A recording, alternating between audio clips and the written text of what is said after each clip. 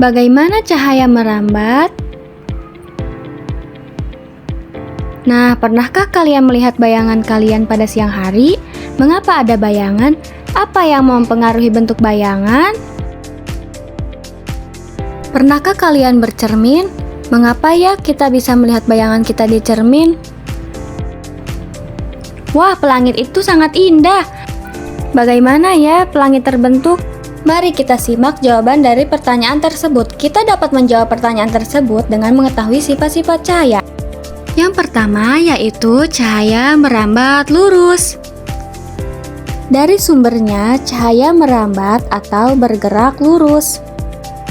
Kalian bisa melihat cahaya matahari merambat lurus saat melewati celah-celah kecil seperti di gambar. Di ruangan yang tertutup ini, cahaya hanya bisa masuk melalui celah yang ada. Bisakah kalian melihat rambatan cahaya yang lurus? Yang kedua yaitu cahaya bisa dipantulkan. Perhatikan gambar. Kita bisa melihat karena cahaya memantul dari benda ke mata kita. Jika tidak ada cahaya, maka tidak ada pantulan yang diterima oleh mata kita. Ketika kita bercermin, cahaya dari lampu merambat ke cermin, lalu cahaya tersebut dipantulkan ke mata kita. Akhirnya, kita bisa melihat diri kita serta apa yang ada di belakang kita. Yang ketiga yaitu cahaya bisa menembus benda bening. Kita bisa melihat dengan jelas melalui kaca jendela. Namun, kita tidak bisa melihat apa yang di balik tembok. Mengapa demikian? Perhatikan gambar. Apakah kalian bisa melihat perbedaan ketiga benda pada gambar tersebut? Apakah di sekeliling kalian ada benda-benda bening, buram, dan gelap? Cahaya bisa menembus benda-benda bening atau disebut juga transparan. Oleh karena itu, kita bisa melihat dengan jelas benda-benda tertentu melalui benda-benda transparan seperti kaca. Sebaliknya, cahaya tidak bisa menembus benda-benda gelap, seperti contohnya tembok. Ada pula benda yang sedikit ditembus oleh cahaya atau buram. Pada benda ini, cahaya hanya bisa menembus sebagian.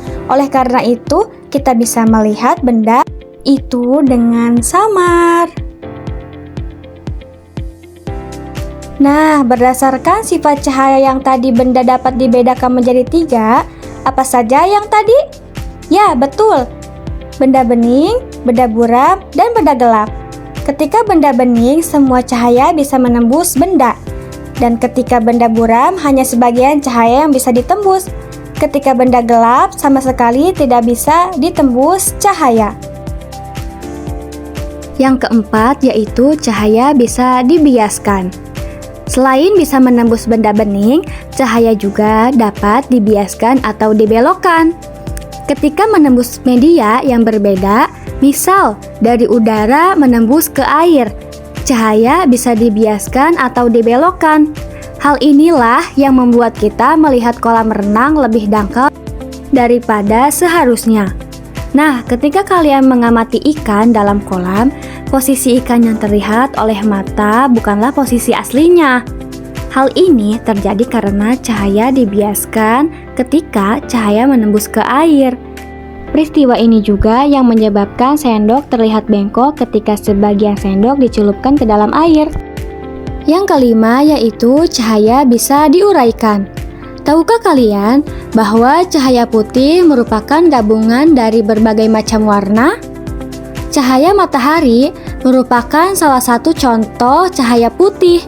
Cahaya ini bisa diuraikan menjadi warna pelangi menggunakan prisma transparan. Cahaya yang menembus prisma akan dibiaskan dan terurai menjadi warna-warna pelangi seperti merah, jingga, hijau, kuning, biru, dan nila.